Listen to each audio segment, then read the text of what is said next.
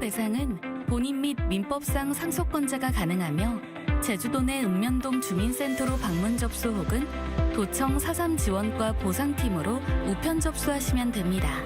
또한 4.3위원회 심의 결정 이후 보상금 결정서를 통지받으신 분들은 청구 서류를 제출하시면 됩니다.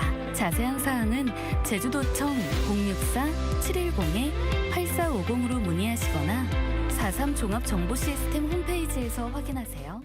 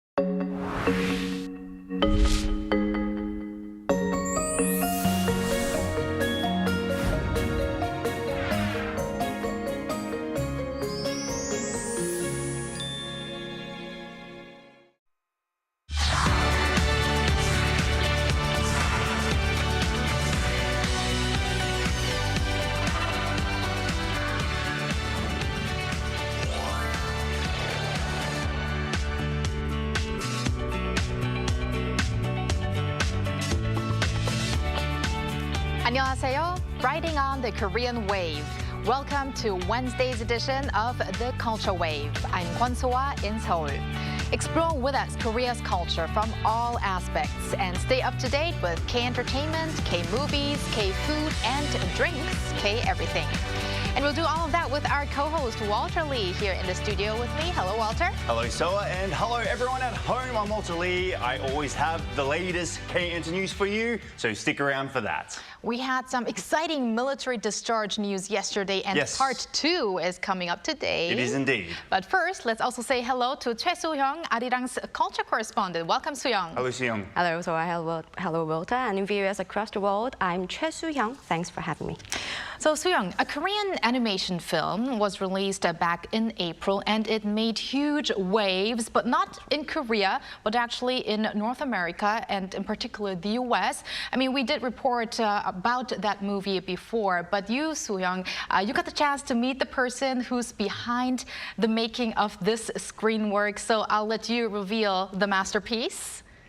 Yeah, so as the King of Kings by Jang Seong-ho, and it has surpassed Bong Joon-ho's Parasite in the box office in the US and become the highest grossing original Korean film ever released in there.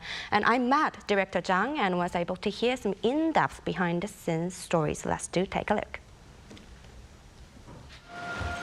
The King of Kings is a 3D animated film directed by Jang Seong-ho. It tells the life story of Jesus based on the book The Life of Our Lord by British author Charles Dickens. Famous Hollywood actors like Pierce Brosnan, Uma Thurman, and Ben Kingsley voiced the characters. Following its release in the US on April 11th, the film made over $54 million in just 17 days, breaking the box office record of Bong Joon-ho's Parasite for the highest grossing Korean film in the US. Director Jang Seong-ho expressed both pride and humility about achieving such success with a non-Korean story told through a Korean production team. I had been running a visual effects company for a long time, so I was confident in technical skills. I thought animation was the best way to fully use them. But Korea couldn't support the budget, so we aimed for the US market. Christian content there almost never fails, and no one had ever made a full-length animated film about Jesus. That's when I knew this would work. He said Christianity is deeply rooted in American culture, so he adapted Dickens' book to avoid cliché and worked hard to make it feel natural to international audiences. We were inspired by Dickens's book for a fresh approach to tell the story through the eyes of a curious child learning who the true king is. Since our main target was America, we focused on making it feel natural to their audience. We got expert advice and many reviews to ensure it wasn't just imitation, but something truly comfortable. He said it was tough to focus fully on character quality and production without much support. Creating delicate character movement was a real challenge, and I'm not fully satisfied with the results. Most of my energy went into securing funding without much support, not creating. But now, with better support and conditions, I'm confident the next project will be much stronger. He hopes that Korea's animation environment won't waste the talents of Korean creators. There are many talented Koreans, but a lack of opportunities pushes them away, often abroad. Many are now working in Hollywood. I hope the success of my work, The King of Kings, helps create a better environment so they can return and shine in Korea. The King of Kings will be released in Korea on July 23rd. A great story. Well, I can't wait for that release here in Korea. I mean, it's not only been out in North America, but also in European countries, in Australia, and also a number of Asian countries as well, as Walter recently also reported, right? It's been already so big around the world. Yes, it has. I remember talking about it recently. And, you know, I think bit by bit, Korean productions are slowly becoming more and more popular around the world globally, but especially when it comes to, let's say, Korean animations. I mean, this is not something that we are very well known for, but this is great to see. But hearing director Jang's story, I can imagine he must have gone through a very tough, thorough time to make this movie, right? Right. He had been working and preparing on the animation for a decade, and he also said that there were many challenges before him, and thanks to those challenges, and he learned by analyzing what had gone wrong, and thanks to his team's efforts, he kept on going despite all the setbacks. So that's why he never thinks that all the succeed. He succeeded all by himself. He also mentioned that part of the success came from meeting the right U.S. Distributors specializing in Christian content, and also he added, perhaps with a bit of luck and kind of in marketing as well under the current Trump administration. So with its shift back toward the conservative Christian value in the U.S. Yeah, interesting. That would be actually very helpful, especially with Trump always supporting the Christian side of things. And even though that Christianity might be, I guess, usually bigger in the Western countries, though very big here in Korea, the attention to the movie is receiving domestically like a lot of huge attention already. And I heard that many famous Korean actors have done the voice dubbing already. Yes, we're top-tier famous Korean actors like Lee Byung-hun and Lee Han-hee and Jin Sun-gyu already dubbed the key main characters, and both a subtitled and dubbed version will be released together in theaters. So please do not miss this July.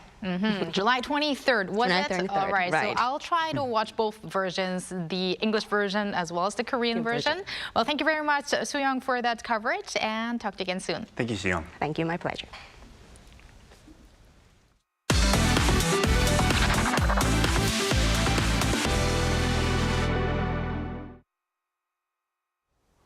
And now it's time for K-Enter News with Walter Lee.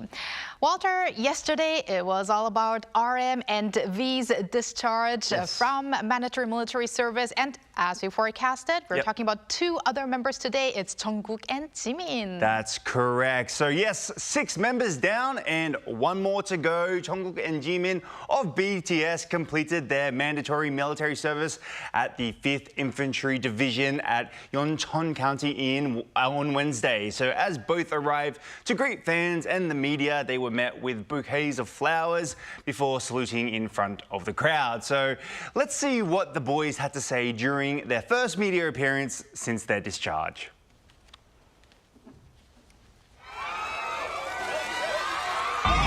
여러분들 저희 저녁 하는 거 보러 와주셔서 너무 감사드리고 오늘 6월 11일 제5사단 한들팔찌 부대에서 저녁을 명받았습니다. 이에 신고합니다. 안 들리시겠지만 멀리서 이렇게 저희 보러 와주셔가지고 기자님들 다 너무 감사드리고 팬분들도 오늘 여기 많이 와주셨는데 진심으로 감사드립니다. 아무래도 아미 여러분들께 먼저 말씀을 드리자면 코로나부터 해가지고 저희 중대까지 꽤 긴 시간이었는데 계속 기다려주시고 해서 너무 감사합니다. 오늘 저녁을 했기 때문에 앞으로 저희가 계속 그려나가던 그림을 앞으로 그려나가면 되지 않을까 싶고 더 좋은 모습 준비해서 보여드리도록 하겠습니다.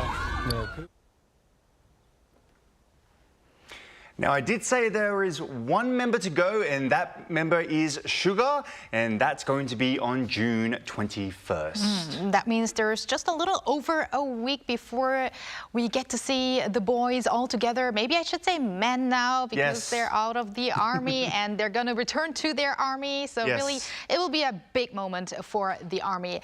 And now let's move over from the army to the MAI because that's the fandom of aespa. You've got news about the girl group. That's correct, yes. Girl group aespa is set to return with their new single called Dirty Work and also has announced their third world tour. Now, on Tuesday, aespa's official social media channels unveiled the logo poster for their upcoming world tour, 2025 aespa Live Tour Sync Access Line. Now, the group will kick off their tour with a 3-day concert from August 29th to 31st at the KSPO Dome in Seoul's Olympic Park. Now, following the announcement of their Japan Arena tour, which includes 10 shows across 4 cities, aespa has now revealed plans for a world tour, raising anticipation for a year full of activities as they celebrate their 5th anniversary. Meanwhile, Dirty Work will be released on June 27th via various music platforms, along with their physical album released on the same day. All right, thank you very much, Walter, for those updates, and don't go anywhere. Will do. And now it's time for our AI anchor, Ari, to deliver her daily dose of K-Culture news. Ari, take it away. Hello and welcome to your AI guide to the latest cultural updates from Korea. Here's our top story. The Korean government is stepping up efforts to combat rising overseas copyright infringement of K-content. The Culture Ministry held the 2025 Copyright Protection Enforcement International Cooperation meeting on Tuesday, bringing together content industry leaders and law enforcement officials from Korea and abroad. Participants included investigative officials from the Philippines and Malaysia, Interpol, Naver Webtoon, and Kakao Entertainment. They discussed strategies for blocking illegal websites and strengthening cross-border cooperation for stronger joint copyright enforcement. Public access to the former presidential office of Cheongwade will be adjusted starting next month in line with the relocation of Korea's top office back to the Blue House. According to the Blue House Foundation, visits to Cheongwade will be partially restricted from July 16th to 31st. And temporarily suspended from August 1st until President Lee Jae-myung's move is complete. This is to allow for security and safety inspections for the new president and his aides. The Blue House was opened to the public in 2022 when former President Yoon Suk-yeol relocated the presidential office to Yongsan. To mark the 75th anniversary of the Korean War, a special exhibition highlighting the voices and dedication of veterans is underway in Seoul.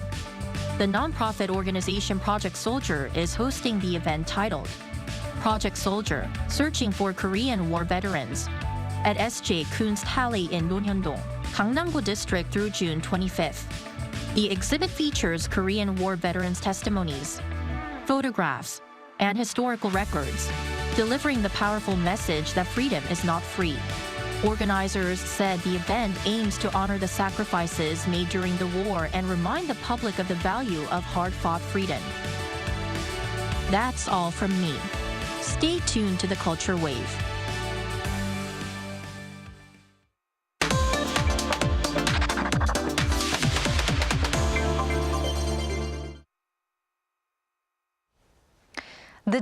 taste and aroma of traditional Korean liquor combined with the flavor and beauty of Hansik or Korean food.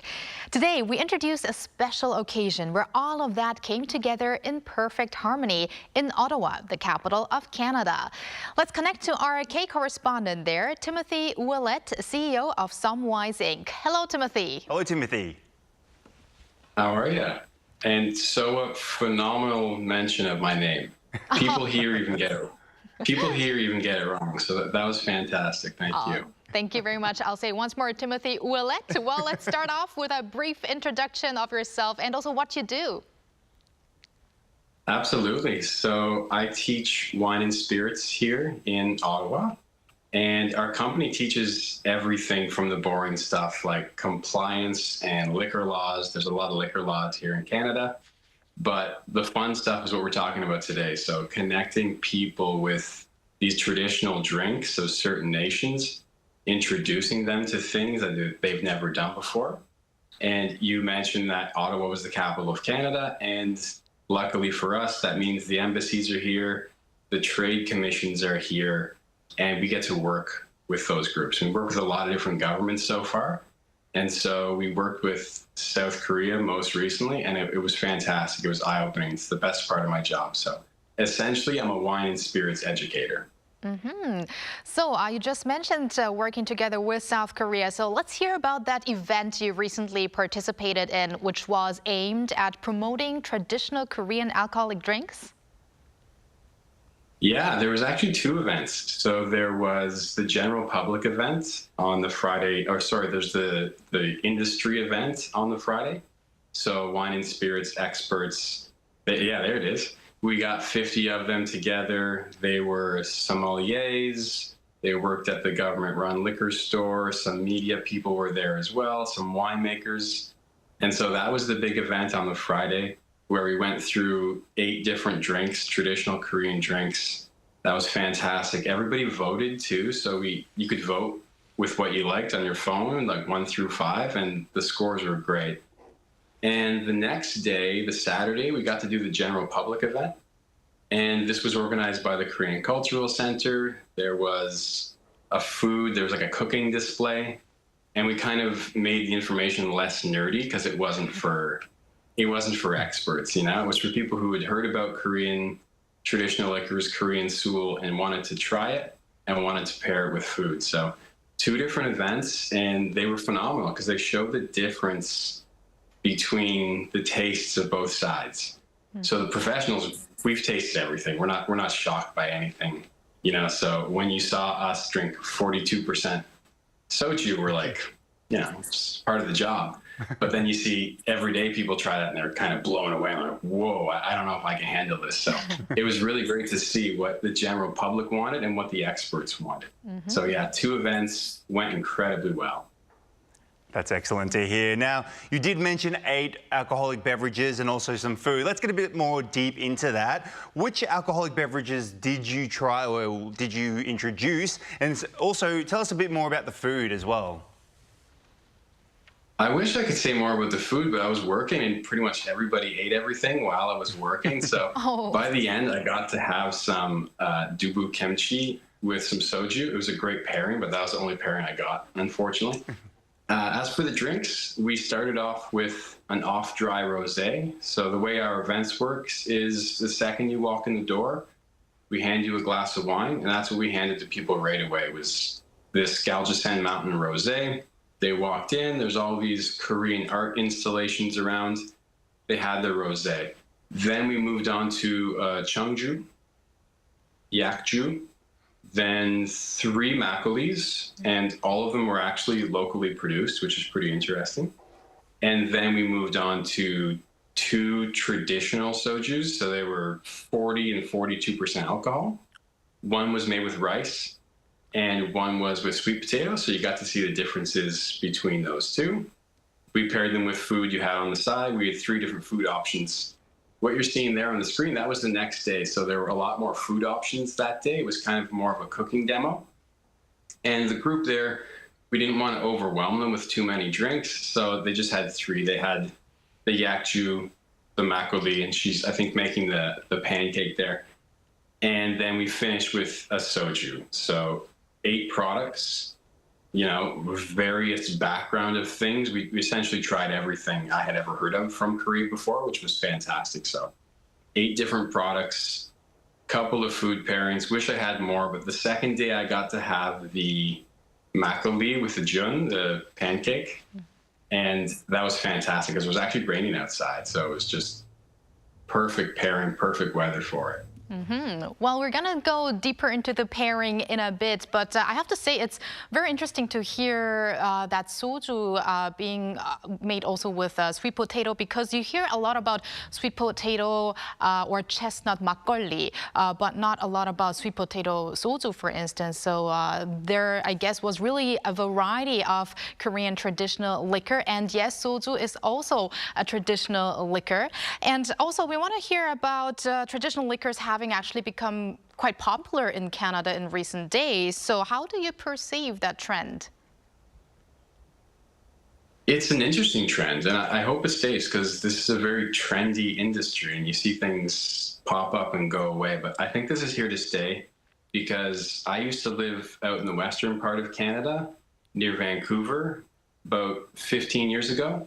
And that's when I started seeing soju on the shelves. I saw those little green bottles popping up everywhere. And that was out in Vancouver. When I came back to Ontario, it really wasn't on the market yet, but it started popping up first in Quebec, the French-speaking part of the country, because they're kind of more open to trying different things. And then the last 5 years, big in Ontario, big everywhere.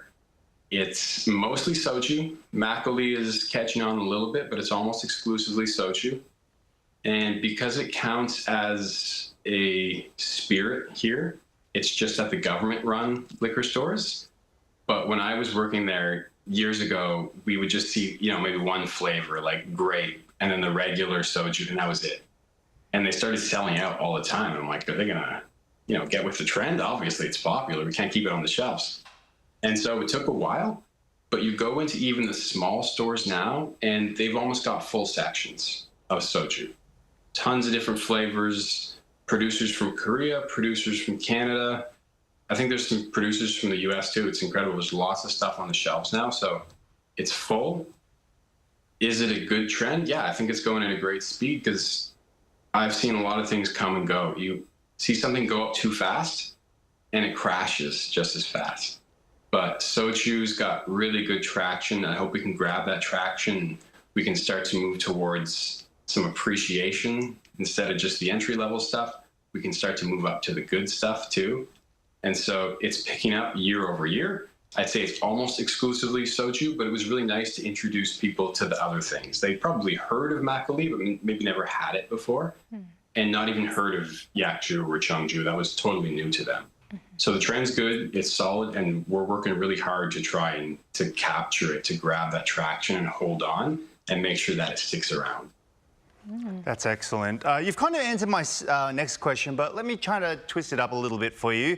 When we talk about North America and it comes to like Korean culture penetrating North American scene, we usually talk about the US, but obviously in Canada these days, it seems to be growing as well. There's a lot of Koreans moving to Canada as well, and more Korean restaurants as well as liquor stores are popping up. Are you noticing the fact that more Korean restaurants, more liquor stores, and the fact that Hallyu or the Korean wave is increasing in Canada itself? Can you see that yourself? In restaurants, 100%. It's almost like I live out in the country. Every time I go downtown, there's like a new Korean restaurant. So the ones that you're seated at, they've got a lot of the traditional beverages. And so people are becoming more aware of it through that. So in the restaurant scene, 100%. I've even heard of people making mixed drinks with the products, you know, not bomb shots, that hasn't really caught on here, but they're making mixed drinks with soju, and it's really big there. People know about it. As for the stores, I mentioned we have issues with the grocery stores because soju can't get in there yet. We did work with a small Korean grocer here called Seoul Mart, and they have a few locally produced makgeollis, which is really nice to see, but it's few and far between for the grocery. So essentially right now, Are we seeing it big in restaurants? 100%. Are we seeing it really big in the government stores? Yes, but because of regulations, it's not really around in the grocery stores yet, which is new for us, even having alcohol in the grocery stores. I've heard that New York and California have a special exemption for soju because a lot of it's so low in alcohol. And even Quebec, right across the border here, does the same thing. The places where you can sell beer and wine, you can also sell soju. So hopefully that happens here too. And we can start seeing on the grocery store shelves and just let it foster, let it pick up, because it's big in the restaurants, and that's usually, the restaurants are where the trendy people are. So that's usually where things start. It's great to see that development there. Now, Timothy, while Korean spirits are great on their own, they often shine even brighter when paired with good Korean food. So are Canadian consumers actually familiar with that combination of, for instance, makgeolli and jeon, as you mentioned, or soju with samgyeopsal, for instance? No. From what I can see right now, it's just restaurant people, which is okay. It'll catch on somewhere else. But I hadn't even heard the word jeon before this. Everyone just calls them Korean pancakes. And so it's popular in those groups. But are people familiar with those pairings? No, but that's kind of what's exciting about this, is we get to introduce people to it. When at both shows we were doing the food pairings, people loved it, especially because they're so used to the typical pairings that they've heard a million times, champagne and oysters. They were really interested in this, and the cultural elements of it, the pairing it with the weather, that's so cool. I've never heard of anything like that before. So are they familiar? No, but I think they're going to get familiar because they're getting familiar now with the foods. Korean fried chicken is huge here. The options are endless in the city. But if you ask the wine people, what do you pair with Korean fried chicken? They're going to say champagne. They're not saying traditional Korean stuff yet. So that's what we're working on, and I think it's going to work. It went so well. So it's not there yet. It's moving forward. It will get there. It's positive, but right now, no, the general public isn't. But the people in the industry are familiar with the pairings. That's really great to hear. And as you just had these successful 2 events, probably you're going to have further similar events. And maybe in years to come, people will be more familiar with even the Korean style pairings with Korean traditional liquor. Well, thank you very much, Timothy, for connecting with us today, and keep in touch. Thank you, Timothy. Absolutely. So, Walter, thank you very much for having me. It was great. Thank you. And thank you, Walter. As always, we're going to see you back here next week. See you next week. Thank you for spending the past half an hour with us on the Culture Wave. And please join us again tomorrow on Thursday at 2 p.m. Korea time, and maybe one day here in Korea.